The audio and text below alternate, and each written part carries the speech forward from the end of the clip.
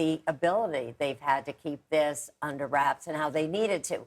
They pointed out that that this suspect, when they did searches, had done over 200 searches relating to the investigation. And so they were aware that he was paying attention. He even mentioned burner phones. And so the fact that they managed to keep this under wraps is amazing to me. The fact that the person that they describe and the person we know who committed these murders does not seem at all to fit this individual. That's because there is a video that is running on YouTube.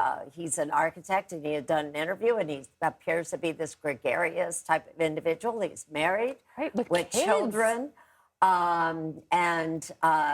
And yet, again, what they have announced during this press conference is that they were able to look at family travel records and realize that at the time of these 4 murders, the family, the wife and children were not in town, which is, pretty amazing.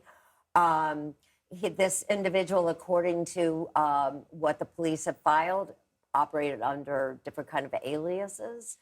Again, not at all fitting with what you would think. And here's the part that really gets to me. So in 2009, when Melissa Bartholomew disappeared, the very day afterwards, her little sister started getting phone calls, and she answered the phone because it's her sister's cell phone.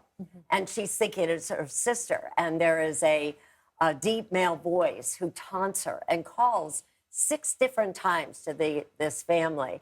And that is actually how they found out what she had sometimes been doing for work. They thought she was a hairdresser.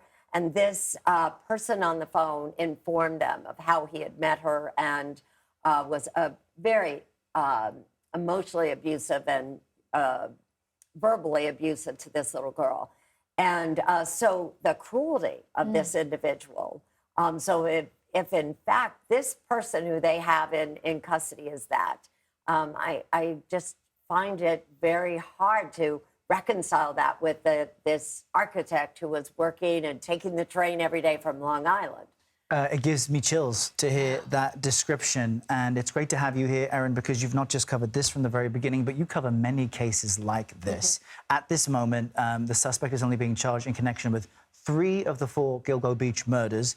According to the FBI description, that puts him as a serial killer, 3 or more suspected killings. He's married, he has a family. He obviously had his own ego at play here. If he's still harassing relatives of victims after the fact, if he's still searching the case online, I'm wondering, you had mentioned to us as we were listening, it's actually common that these serial killers tend to be married and have kids and appear to the rest of us. Exactly. And we see a picture of him here. Just tell me more about that profile now of what appears to be a serial killer. Well, I don't know if it's always true, but certainly the ones that I've run into, if you talk about Dennis Rader, who was known as the BTK killer in Wichita, Kansas, married, had a job, working for the city.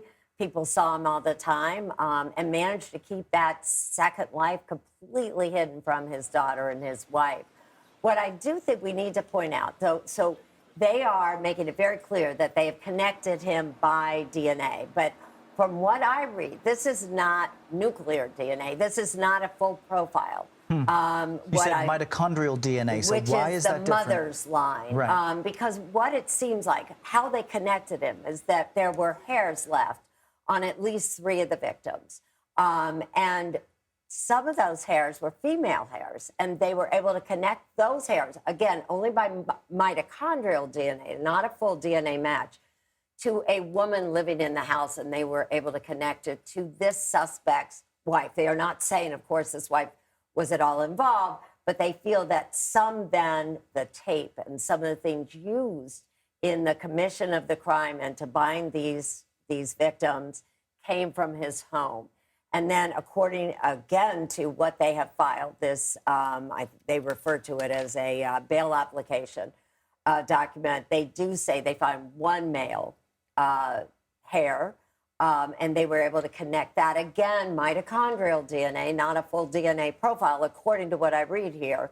and they were able to connect that to him through a pizza he had eaten. As they said in the press conference, they had been thrown that following away, him. right? He had And thrown it that's away, why- and he left crust in there, The and they were able abandonment to sample. get DNA, the suspect's DNA on that piece of crust, pizza crust, and they say that it is consistent with the DNA they were able to get from that male hair. And again, they, I think, use the word match. I would think it's safer to say consistent because mitochondrial is not a full DNA.